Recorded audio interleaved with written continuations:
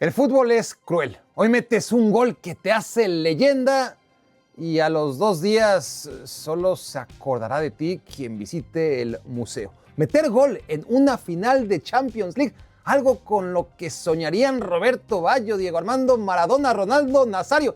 Y estos no solo jugaron una final de Champions, la ganaron y la ganaron metiendo gol y sin embargo nadie se acuerda.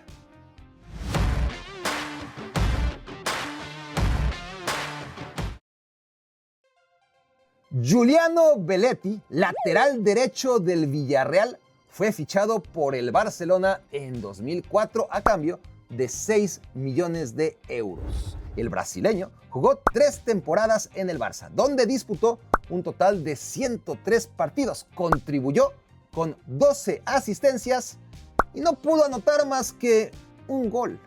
Un maldito gol. Pero fue en la Champions. En la final de la Champions. Y fue el gol de la victoria. Arsenal 1, Barcelona 2, gol de Belletti, futbolista que ya había perdido la titularidad en el equipo.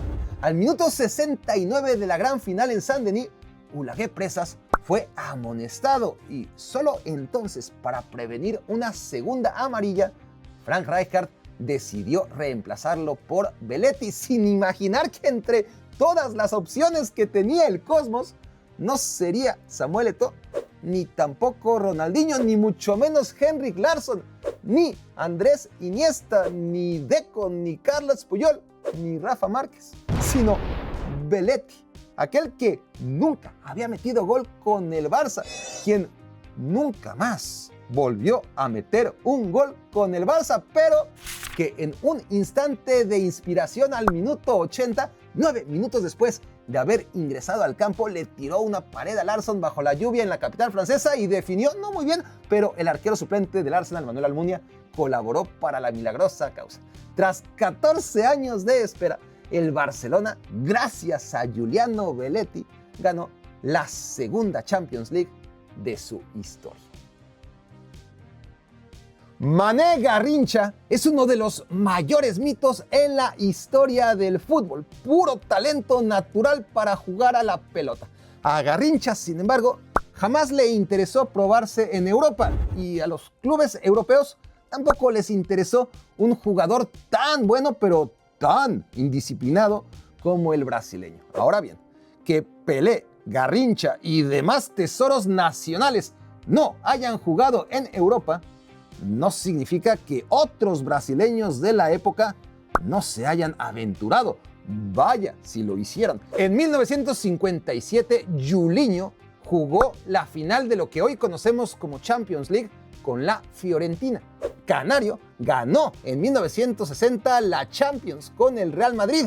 Evaristo disputó un año después la final entre Benfica y Barcelona. Dino Sani ganó la edición de 1963 con el Milan, etcétera, etcétera. Tras el Mundial de Chile 62, del que Garrincha fue la indiscutible figura, el Inter de Milán también se lanzó por su brasileño. Uno mucho menos caro, mucho menos problemático y mucho menos famoso que Garrincha. Jair da Costa, extremo derecho campeón del mundo con la Seleção, ni más ni menos que el suplente de Garrincha. Jair tenía velocidad, magia y algo que no estaba al alcance de Garrincha, una disciplina táctica y ética laboral que le permitieron adaptarse perfectamente al plan del técnico Helenio Herrera y romper con los prejuicios que tenían del futbolista brasileño en Europa. En la temporada 1962-63, el Inter de Jacinto Facchetti, Sandro Mazzola, Luis Suárez Miramontes y Jair da Costa ganó el Scudetto y se clasificó por primera vez en su historia a la Copa de Europa, y una vez ahí le ganó la final al invencible Real Madrid. Jair no metió gol, pero al año siguiente el Inter volvió a la final, que se jugaba ni más ni menos que en el estadio Giuseppe Meazza y en unas condiciones deplorables, en una cancha en la que todo mundo patinaba, Jair, no sin resbalarse en el intento, metió el único gol del partido en una pelota que se le escurrió al arquero del Benfica. Jair da Costa, el Garrincha europeo, el Garrincha sobrio y profesional que pocos conocen, fue el héroe de la segunda Champions del Inter de Milán. Más allá de las fronteras alemanas, la verdad es que pocos, muy poquitos habitantes de este planeta han oído hablar alguna vez de un mito llamado Lars Ricken, futbolista nacido en la ciudad alemana de Dortmund, quien debutó en el equipo a los 17 años y ganó la Champions League 3 temporadas después con su distintiva arracada en el oído izquierdo. Ricken jugó más de 400 partidos para el único club de su vida antes de retirarse apenas a los 30 años tras haber conseguido 3 Bundesligas con el Borussia Dortmund, más que ningún otro futbolista en la historia del equipo. Y sin embargo, todo esto queda en un segundo plano comparado con aquellos 16 segundos en la final de la Champions League de 1997 contra la Juventus. 1, 2, 3, 4, 5, 6, 7, 8, 9, 10, 11, 12, 13, 14, 15, 16. Literalmente, ese es el tiempo que le tomó a Ricken entrar de cambio y meter el golazo que en 1997 selló la única Champions League en la historia del Borussia Dortmund. ¿Recuerdan aquel gol de Van Dijk en la final de la Champions League? ¿No? Pues no, ni siquiera yo había nacido. Quiero decir, el único gol del Liverpool en la final de 2018 contra Real Madrid fue obra de Sadio Mané y Van Dijk lo vio en la primera fila. Los goles en la final contra Tottenham Hotspur al año siguiente fueron cortesía de Mohamed Salah y Divock Origi, quien en 20 años bien podrá figurar en un video como este porque las nuevas generaciones jamás oirán hablar de él. Pero volviendo a Van Dijk, el central neerlandés ha disputado 3 finales de la Champions League y no ha metido gol alguno. A diferencia de Dick Van Dijk, delantero del Ajax que abrió el marcador en la final de 1971 contra Panathinaikos. Johan Cruyff fue el eje de ataque en todas las finales del Ajax de la época. Bueno, casi. Así fue en 1969 contra el Milan, en 1972 contra Inter de Milán y en 1973 contra la Juventus. Pero en 1971 contra el club griego, Cruyff retrasó su posición en el campo y Van Dijk entró en el equipo titular para anotar un golazo histórico de cabeza que eventualmente sería olvidado. Si Paris Saint-Germain derrota al Arsenal en la final de Budapest con Matvei Safonov en la portería, este se va a convertir en el segundo ruso que gane la Champions League, ya no como suplente, sino en rol protagónico. Y si Safonov no hace historia transformándose en el primer portero que anota gol en una final de Champions, entonces Dmitry Alenichev seguirá siendo el único ruso en haber conseguido algo así.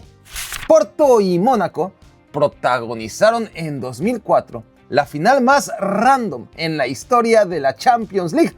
Por lo tanto, casi cualquiera que anotara gol en aquella final y que no se hiciera llamar Deco podría catalogarse como un donadie en la historia del fútbol. Por ejemplo, Dmitry Alenichev, mediocampista que jugó 139 partidos con el Porto, el último de ellos contra el Mónaco en la final de la Champions League. Alenichev, quien tenía 31 años para entonces, entró de cambio al minuto 60 y 15 minutos después, ante un rival entregado, el ruso fusiló al Mónaco para sentenciar el 3-0 final con el que el Porto de José Mourinho se coronó campeón de Europa. Aquel Porto en realidad no tenía demasiadas figuras rutilantes. Sin embargo, quienes salen en primera fila sí que son leyendas que todos los viejos reconocemos fácilmente. La figura del equipo Deco, el capitán Jorge Costa, el mediocampista Costiña, el arquero Víctor Bahía, el goleador Derlei y ese de arriba que se siente el centro de atención. ¿Quién demonios se cree?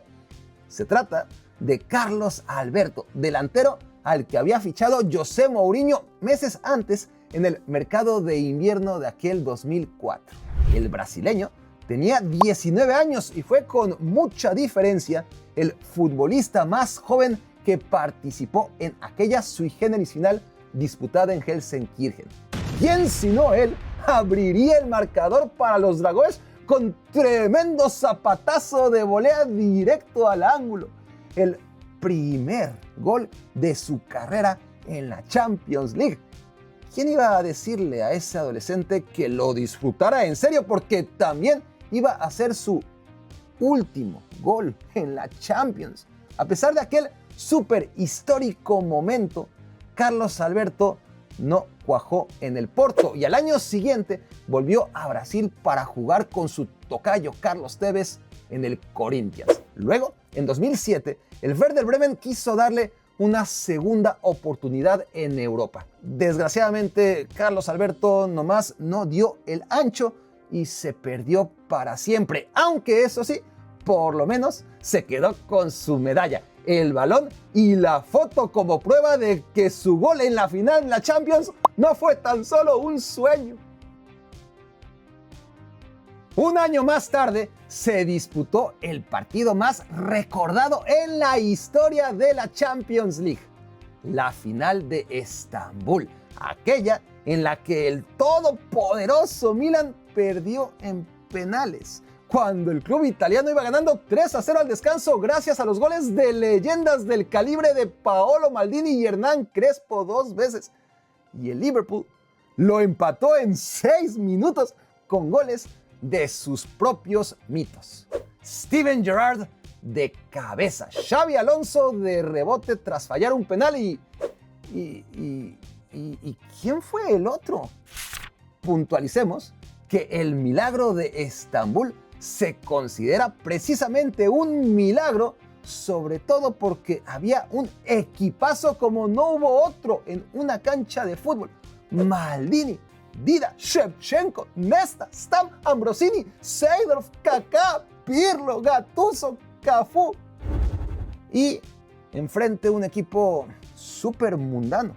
Ese era un Liverpool muy pobre, plagado de jugadores utilitarios y fáciles de olvidar, como por ejemplo el atacante checo Vladimir Šmicer. Šmicer tenía 32 años y no era titular del equipo, pero entró de cambio al minuto 23 en lugar del lesionado Harry Kewell. Šmicer había jugado tan solo 407 minutos en toda la temporada 2004-2005, 328 de ellos en la Premier League y 79 en la Champions. Y entre todos fue justo él quien anotó el único golazo de los 6 goles que se metieron en aquella sobrenatural noche en Turquía. Un sólido derechazo fuera del área que Dida no alcanzó y que puso las cosas 3-2. Fue el gol que realmente le dio una inyección de vida a los Reds. Por si fuera poco, ya en los tiros penales, todo mundo recuerda que Jerzy Dudek le paró el definitivo a Andriy Shevchenko. Lo que cuesta un poco más es recordar quién anotó el último penal de aquella tanda.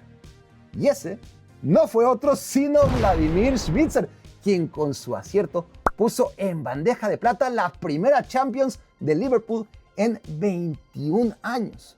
Fue ese además el último balón que tocó como futbolista del Liverpool, club en el que no fue más que un útil suplente a lo largo de 6 temporadas, tanto que ni siquiera su condición de héroe absoluto de la milagrosa final de Estambul lo ayudó a que su contrato fuera renovado y Schmitzer fue presentado en el Girondin Bordeaux 3 semanas después de aquel legendario partido en que liquidó al Milan.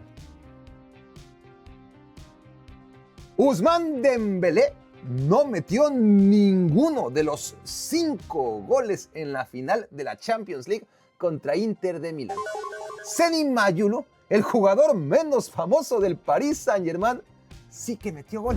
Antes de aquel histórico partido celebrado en la cancha del Bayern Múnich, Mayulu había anotado únicamente 4 goles con el primer equipo del PSG.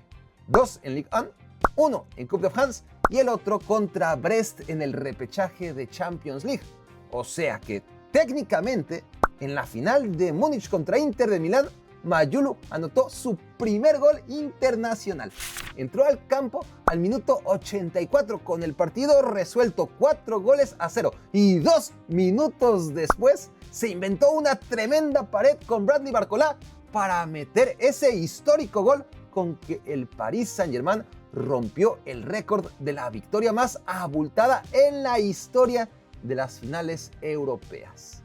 Mayulu, de 19 años, se transformó así en el tercer goleador más joven en la historia de las finales de la Champions, solo por detrás de Patrick Kluivert y de Brian Kidd. El primero creció para volverse una leyenda universal del fútbol y el segundo solo quedó en una estadística para los libros. Solo el tiempo dirá qué tan conocido acaba siendo Seny Mayulu. Ya regalé 4 boletos al Mundial. 4. Y el mejor todavía no tiene dueño. México contra Corea del Sur. Exclusivo para miembros. Si no eres miembro, te lo vas a perder. No sé si lo sepas, pero falta un mes para que arranque la Copa Mundial y este canal tiene un boleto para ti. México contra Corea, exclusivo para miembros. Aún estás a tiempo, siempre y cuando te hagas miembro Homo Sapiens, de participar con una ficha en el sorteo. Así que no desperdicies esta oportunidad mientras que saboreas de todos los beneficios, videos exclusivos y demás atenciones que tenemos para los miembros de este canal. Nos vemos en la próxima entrega. Para que no te pierdas de nada, sígueme en el canal de difusión en WhatsApp. Escanea el código o ingresa desde el link en la descripción. ¿Cuál es el Real Madrid que menos has odiado? Me han cagado todos. A ver, te diría que no sé cuál he odiado menos, pero sí te diría que hubo un partido en particular, pero no lo suelo contar muy a menudo porque me da vergüenza. Pero hubo un partido en el que festejé un gol de Real Madrid. En el Santiago Bernabéu, habría que buscarlo, fácilmente encuentras el primer gol de Savio en el Real Madrid. Lo que pasa es que mi primer gran descubrimiento como pequeño aficionado fue Savio. No era fácil ver fútbol de otros países y mucho menos de Brasil. En esa época me enganché a unos highlights del fútbol brasileño en ESPN. Yo veía los partidos o los resúmenes de los partidos del Flamengo y decía, este Savio es buenísimo, ¿no? Y le empecé a hablar a mis amigos de Savio y resultó que tenía razón. Acabó yendo a la selección brasileña. El caso es que cuando llega al Real Madrid y mete su primer gol, no pude controlar el festejo. Dije, ¡gol!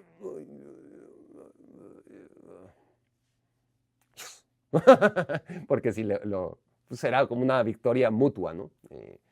Pero de eso a que sea el Madrid que menos he odiado, pues era un Madrid muy odioso de todas formas aquel, ¿no? Con Iván Campo y con Helguera y con Michel Salgado y con Roberto Carlos y con Raúl y aquí paro porque vomito.